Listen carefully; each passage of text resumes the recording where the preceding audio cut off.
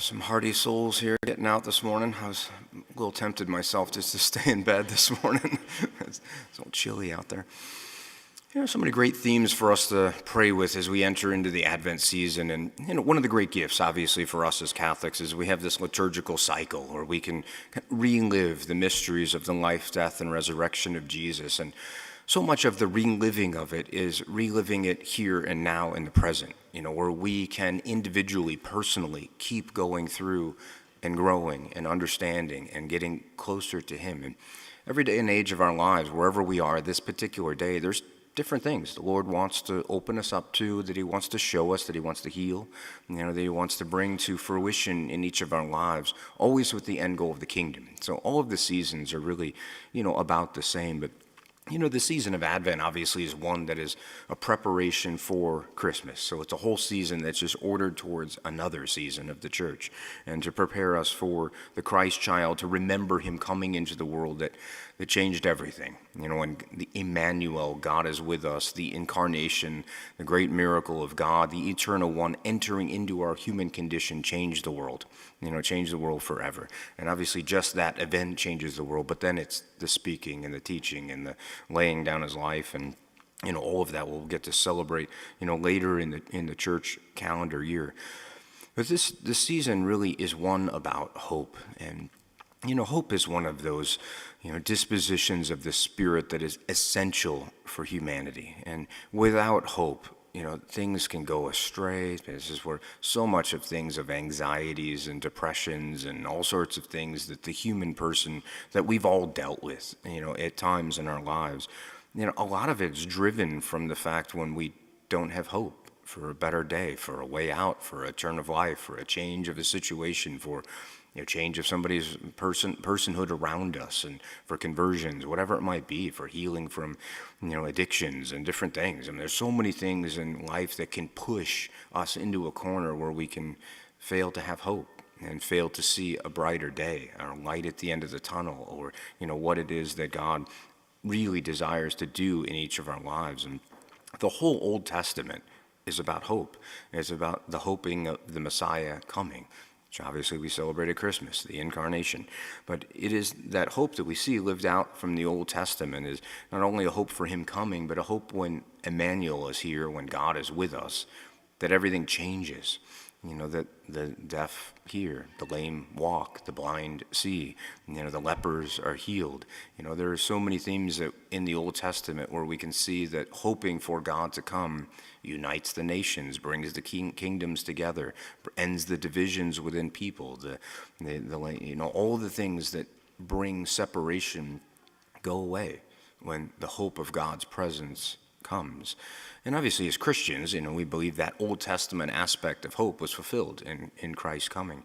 If you read through the New Testament and look at 2,000 years of Christianity, hope is something that's always needed. Even though we know certain things have been fulfilled, certain things are accessible to us, certain things are before all of us in the ways of faith and in revealed truths, we still all need to be hoping for our own salvation, for our own healing, for our own forgiveness, for a better day for all of us. And the whole religious practice for us really is about hoping for all of that to be realized in our lives, but especially the Advent season, that's orientated towards Christmas.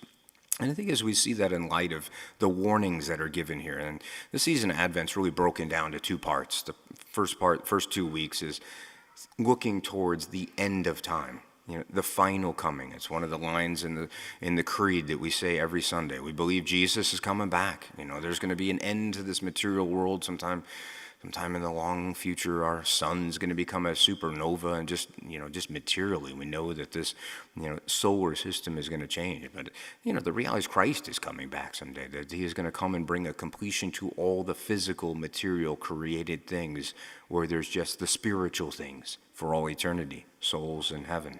And looking forward to that final coming that He promised, that the angel said after He ascended, He told the apostles, you're going to see Him come back just the same way He left on the clouds of heaven. And looking for that is a hope for final peace, and in realizing that the end of our lives, that there's a hoping for a communion with God, that anything that is negative or anything that's destructive, any death, all passes away. and it's something we really do have to keep in front of us, to remind ourselves of, that everything that we see on a daily basis and all the things of this life is not the whole story. The whole story is spiritual. It's the soul going to be with God. And so the first 2 weeks give us that opportunity to reflect on that final coming and an end to all things, to prepare ourselves for that. Second 2 weeks, obviously, is preparing for Christmas. They're preparing for remembering of the Christ child coming, the first coming, and, that how it changed the world.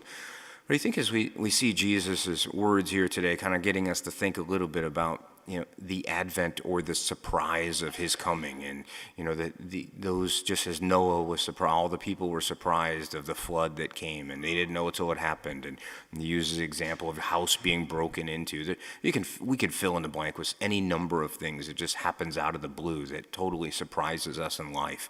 And we've all had them. And the advent of that surprise is something where he wants us to really think about. It's what it looks for him to not only come into our lives at the end, or when we die, or we face him, or the end of the world, but really through conversion and newness of life, that there is a new advent that he wants to give to all of us truly every day. I mean, it's something we believe as Christians, that every day is a new day. Every day is an opportunity for a deeper understanding and awakening for what he wants from me today and at this season and this advent. And it's driven really all in this season by hope.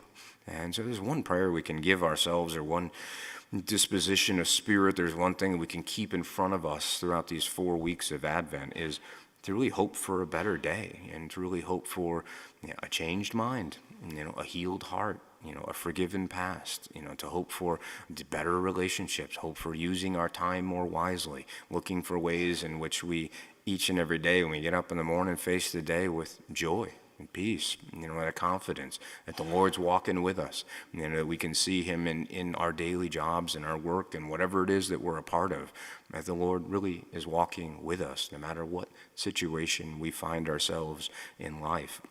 And so as I prayed the Mass this day, and certainly looking forward to, the Christmas season and all that we'll be preparing for these 4 weeks, it's one of the reminders of the church to not lose sight of where we are here and now, to take advantage of this particular season, to let it be a time for us to maybe pause a little bit, wait expectantly for Christ to come in a new way into our hearts, but realizing also that, we can celebrate it throughout a season, but it really is a daily thing. And we're every day, we got to get up and look for the hope of the day, and, look for the ways in which Christ is going to come to us, and look for that healing in each of our hearts. And it always centers us back on what we do here in the Mass. And so asking for that grace and guidance as we pray with and for each other this day.